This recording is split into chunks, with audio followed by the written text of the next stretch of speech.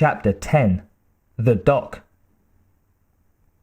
Dalton arrived at Jasper's only hospital, a small but well-equipped unit just outside of town. They stuck him in a room where a nurse asked him to take off his shirt and went about cleaning around the wound he'd got in the fight with Tinker. The cut wasn't too long or deep, but it was bad enough that he couldn't fix it himself. The nurse told him that the doctor would be in soon. The hospital was pretty quiet, and he didn't have to wait long. Dalton didn't consider himself a prejudiced man. Or at least he saw himself as a man who recognized his prejudices and tried to work on them. But he had to admit that he had been expecting a male doctor. An old relic too, given what he'd seen of the rest of Jasper.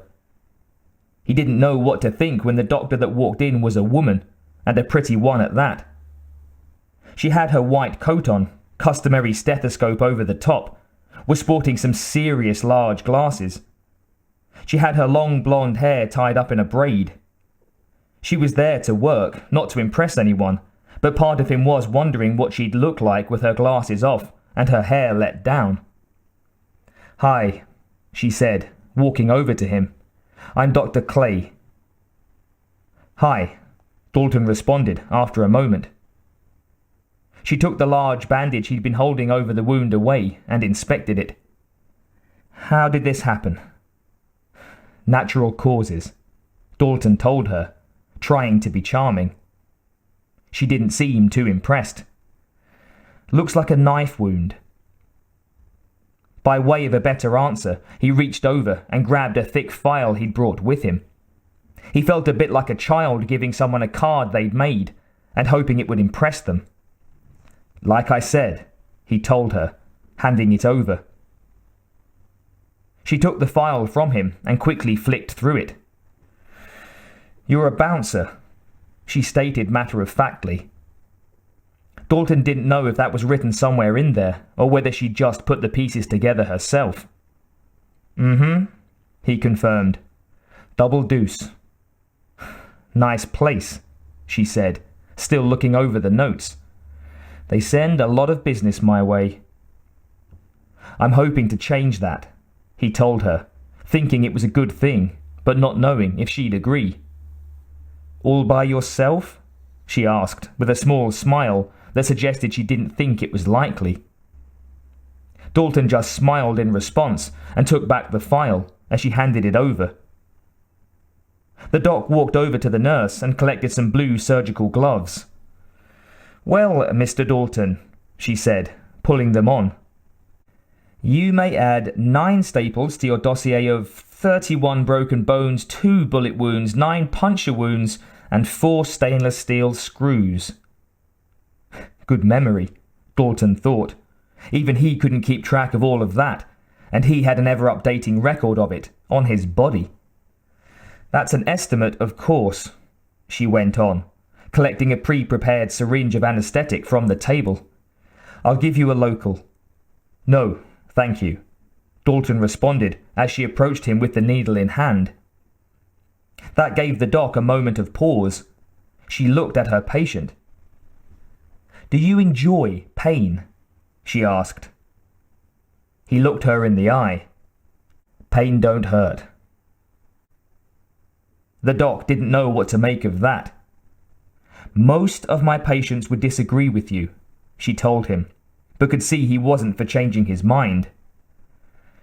"Okay," she said, as she picked up the stapling tool. Dalton raised his arm to give easy access to the wound, then inhaled and exhaled a deep breath. "Do you always carry your medical records around with you?" the doc asked, trying to distract him as she clicked in the first staple. Dalton flinched as the metal pierced his skin, and he took a second before he replied. "It saves time." He smiled down at her. "Your file says you got a degree from NYU, she went on as she lined up the next shot, then clicked it through. "What in?" "Philosophy," he told her. She looked up at him. She hadn't expected that. "Any particular discipline?" she asked after a pause. No, not really. Dalton tried to elaborate, thinking that nobody had ever asked him that before. Man search for faith, that sort of shit. She smiled at the less than degree level explanation. Come up with any answers? Not too many, he had to admit. As she continued to staple, the doc was left with one major question, so she asked it. How's a guy like you end up as a bouncer? Dalton wasn't sure about the full answer to that himself. His life had been a long and winding road. Just lucky, I guess, he said. After another 30 seconds, the doc was finished with the stapling. She put the little machine back down on the medical tray and picked up a bandage. Then she noticed the wound on Dalton's shoulder, the one he'd recently picked up back in New York. She took a closer look at it. Nice work, she complimented. Good, clean stitches. Thank you, Dalton said, letting her know that he was the workman whose work she was admiring. They both chuckled as she shook her head. She looked at all the other fresh cuts and bruises across his torso, dotted in between the older scars. Do you ever win a fight? She asked with a laugh that he found cute. He knew the answer to the question wasn't a cute one, though. Nobody ever wins a fight, he told her seriously. He'd said it because it was true, but something in her reaction also told him that he'd given her the right answer. She smiled, but concentrated as she lay a fresh bandage over the wound and held it in place with surgical tape. There you go, she said, letting him know she was finished. Thanks, Dalton replied, part of him wishing she wasn't. Listen, he said, as she was removing her gloves, not knowing why he was finding the right words so hard to find. If you'd like to stop by the Double Deuce sometime, I could buy you a cup of coffee if you, happen to be in the neighborhood, she finished for him. Mm-hmm, he agreed. She shrugged her shoulders as he packed away his medical file.